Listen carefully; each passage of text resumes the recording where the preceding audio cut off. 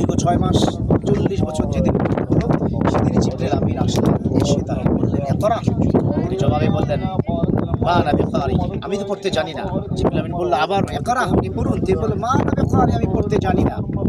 দ্বিতীয়বার তাকে জড়িয়ে ধরে সিনা বসেনা, যেটাকে এখন ব্লুটুথ বলা হয়, এক মোবাইল থেকে অন্য মোবাইলে ডাটা শেয়ার করার একটা ফরম্যাট, তখন ওই ফরম্যাটে তিনি জড়িয়ে ধরলেন। সিনা থেকে ওই সিনার সাথে একটা রিলেশন, একটা বন্ডিংস তৈরি হয়ে গেল, পুরো কোরআনের আয়াতগুলো ঢুকে গেল। তখন জিবরাইল আমিন বলল ইকরা বিসমি রাব্বিকাল্লাযী খালাক, পড়ুন আপনার যিনি আপনাকে আল্লাযী খালাক, যিনি সৃষ্টি করেছেন।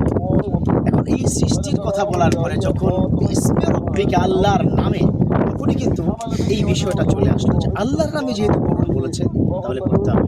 খালাকাল ইনসানা মিন আলাক, ইকরা ওয়া রাব্বুকাল আকরাম আল্লাযী আল্লামা বিল কলম আল্লামাল ইনসানা মা লাম ইয়ালাম। 5টি আয়াত